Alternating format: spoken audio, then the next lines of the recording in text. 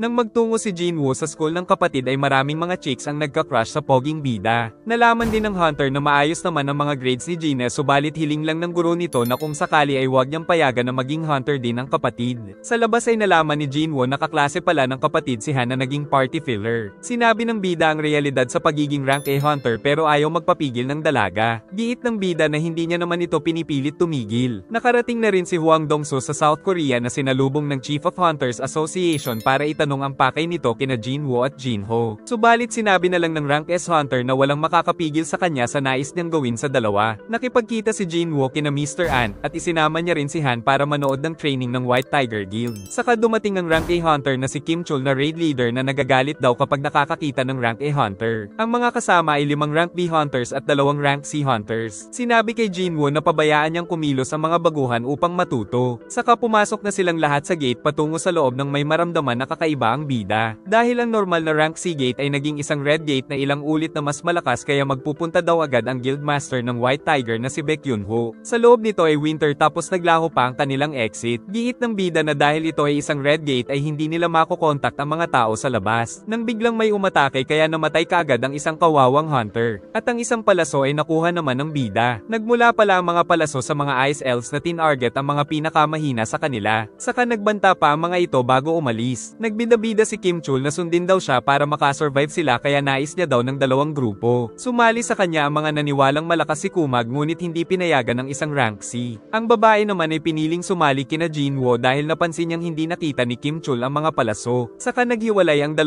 grupo. Nakita nila Kim Chul ang mga marka ng ice bear. Na agad na dumating at nakitang napakalaki ng mga ito na nagpakaba sa mga itlog ng mga bag ito. Ngunit may kakayahan si Kim Chul na masangga ang atake nito na agad niya ring ginawang crosswise kaya sumugod na rin ang 2 pa. Nakita ng babaeng hunter na teritoryo na ito ng mga ice bear, ngunit balak pa ni Jinwoo na pumasok dahil mas mahirap daw kalaban ng mga ice elves. Nagulat din ang mga ito dahil may inventory si Jinwoo upang bigyan sila ng mga panlamig na kasuotan. Saka nangako ang bida na ililigtas sila basta wag na silang tanong ng tanong tungkol sa kanya nang dumating ang isang ice bear. Hindi makapasok si Mr. Yunho sa Red Gate ngunit tiwala naman daw siya kay Kim Chul. Giit ni Mr. An na pumasok din doon si Sung Jinwoo na sa tingin niya ay na-reawakened. Dumating din si Hwang Dong-soo dahil sa pakay niyang si Jinwoo. Nagtataka si Yunho kung bakit daw nandito ang asal hayop na rank S Hunter. Giit ni Dong-soo na nais niya lang daw makita si Jinwoo pero hindi ito makapasok dahil naging Red Gate. Tinalo naman mag-isa ni Jinwoo ang maraming ice bear kaya lalong nagtaka ang babae. Saka kinain nila ang mga karne pero nagtataka sila kung bakit nag-exercise pa rin ang bida pagkatapos makipaglaban. Samantala nagtungo pala si Jinwoo sa kuta ng mga ice bear kung saan pinalabas ang malalakas na mga alagad sa pamumuno ni Egress para sa una nilang laban. Nagsimulang makipagpatayan ng mga alagad ni Jinwoo sa mga magical beast na nandoon. Saka nalaman na malakas din pala na kumonsumo ng MP ang ability na ito. Kalaunan ay ang boss na lang ang natira kung saan walang kwenta ang kanyang mga alagad kaya nang maubos ang kanyang MP hindi na nabuhay ang mga ito. Ngunit natitira pa si Egress na matapang itong hinarap at agad itong napinsala sa balikat saka ipinakita pa ni Egress ang agwat ng kanyang lakas sa boss ng mga ice bear na ikinamangha ng bida. At kalaunan ay pinutol ang ulo ng halimaw kaya napagtanto ng bida na halos mas malakas talaga ito sa kanya. Samantala pagod na pagod si Kumag at nagsimatayan pa ang mga kasama dahil sa mga ice elves na pinaglalaroan lang sila kaya nabahag ang buntot ni Tanga. Kinuha ni Jinwoo ang mga bangkay ng mga ice bear upang gawing alagad.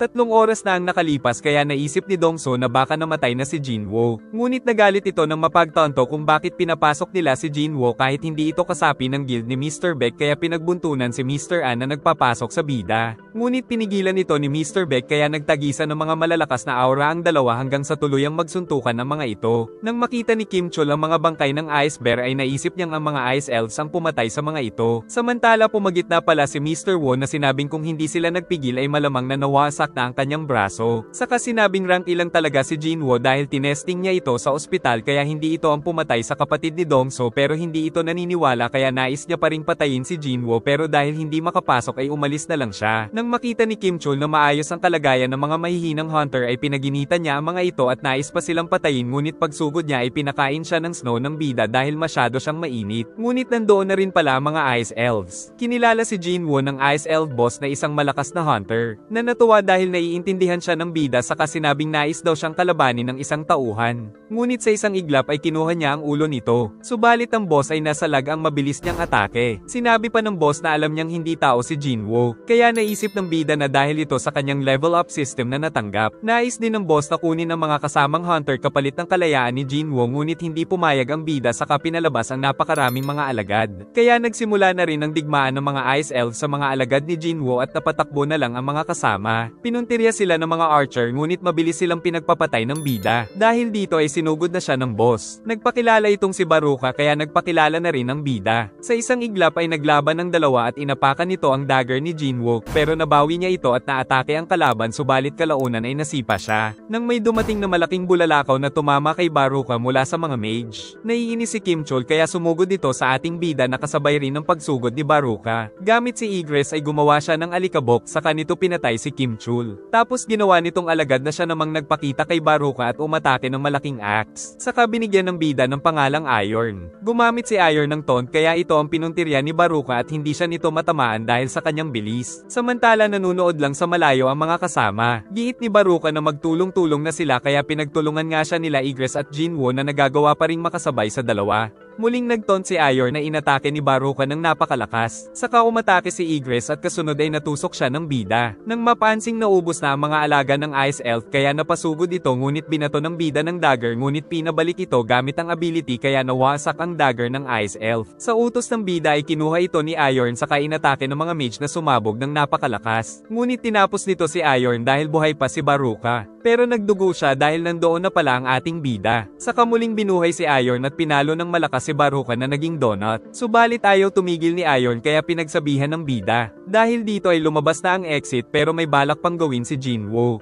Sa labas ay naghihintay pa rin sila Mr. Beck nang makalabas na ang mga ito subalit sila Jinwoo lang ang nakabalik saka nagsarado na ang gate kaya nais makausap ni Yunho ang bida ngunit binaliwala lang siya nito na ikinainis naman ng lalaki. Subalit giit ni Jinwoo na nailigtas niya naman ang dalawa sa kanyang miyembro. Dahil dito ay nagpasalamat na lang ang lalaki saka umalis ang bida. Nagtataka naman si Yunho kung bakit mainit ang ulo nito, giit ng babaeng hunter na bigla na lang itong na bad mood. Saka pinag-utos ni Mr. Beck na dalhin ito ni Mr. An sa kanilang guild. Inihatid na ng bida ang dalaga sa bahay nito subalit nagpapakyut na rin ito sa kanya. Ang dahilan pala kaya na bad trip ang bida ay dahil nabigo siyang gawing alagad si Baruka. Kinabukasan ay pinuntahan na siya ni Jinho para sa trabaho ngunit pinick up muna nila si Miss Han at dahil sa usapan ng dalawa ay inakala ni Jinho na magkasama silang natulog kagabi. Pagdating sa dungeon ay di makapaniwala si Jinho na meron ng mga malalakas na alagad ang bida. Ito na rin ang kumukuha ng mga crystal kaya wala ng trabaho si Jinho pero binigay naman sa kanya ang mga ito. Sa isang dungeon ay inisip ng isang hunter na isang humanoid beast ang nasa harapan pero tiniyak nito na isa siyang tao na natrap sa loob. Nagsamyup muna ang dalawa dahil isang dungeon na lang ang kulang sa 20 dungeons na kailangan ni Jinho upang makakuha ng Guildmaster license. Ibinahagi ni Jinho na hindi siya gusto ng sariling kuya kaya sana ay si Jinwoo na lang daw ang kuya niya. Hindi naman siya binigo ng bida kaya simula ngayon ay magkapatid na daw sila. Nahuli na ang lalaking sinasabing nakulong daw sa gate ng 10 taon ngunit kailangan muna nila itong imbestigahan dahil baka isa lang itong humanoid beast. Samantala umalis na naman ang bida kaya naisip ni Gina na nagkaroon na ito ng girlfriend. Nagtungo ang bida sa tower gate na binabantayan noon ng Cerberus dahil handa na siya ngayon kaya pinasok niya ito. At nagkaroon ng quest na mangolekta ng 10,000 demon souls ngunit ang kanyang pakay ay ang mga sangkap ng elixir of life.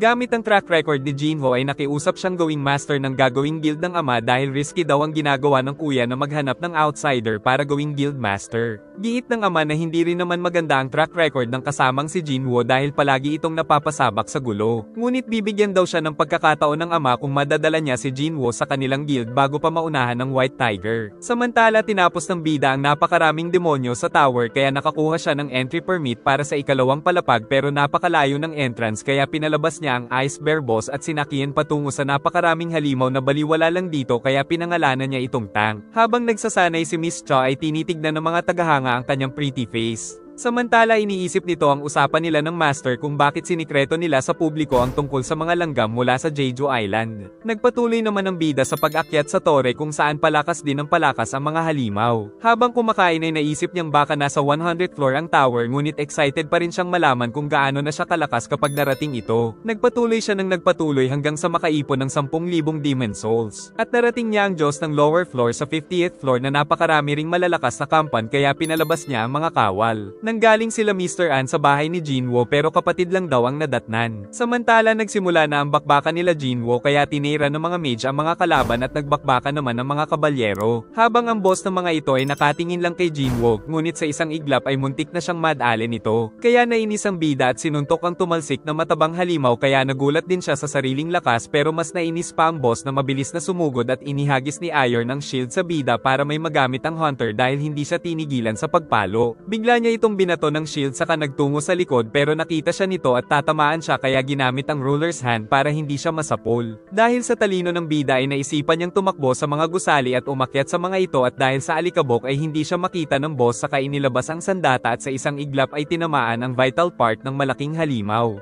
Kaya natalo niya ito at nakatanggap ng isang sangkap. Samantala inakusahan ni Huang Dongsu na isang humanoid beast ang lalaki. Giit ng lalaki na isa siyang tao at nagbalik siya upang magbabala sa mga tao sa delubyong paparating. Hindi naman nabahala si Dongsu kaya sinabi ng lalaki na walang magagawa ang mga hunter. Ayon sa record ay ito pala ang ama ni Jinwoo kaya nais itong patayin ni Dongsu pero nagkaroon rin ng nakakatakot na aura ang tatay ng bida. Nagmamarcha ang buong puwersa ni Jinwoo nang mapansin ng bida na natatakot ang boss sa lakas niya kaya agad niya na itong tinapos at nakatanggap ng mga level up. Samantala sa labas ay inaapula ang apoy dahil sa isang iglap ay natalo pala si Dongsu yabang ng tatay ni Jinwoo. Naubos na ang pagkain ng bida kaya babalikan na lang daw niya ang natitirang 25 floors pero marami na siyang nakuhang XP at nakakuha rin ng mga malalakas na accessory. Binuksan rin niya ang isang box at nakakuha na naman ng susi pero walang impormasyon. Nakakuha na rin siya ng 2 sangkap sa Elixir of Life kaya may isa na lang na hinahanap upang mapagaling niya ang kanyang ina. Nag-enjoy ka ba? Mag-like and subscribe at pindutin ang bell para updated ka sa susunod na upload. Sana ay nagustuhan nyo at mag-like and subscribe ka na rin para muha-muha chup chup.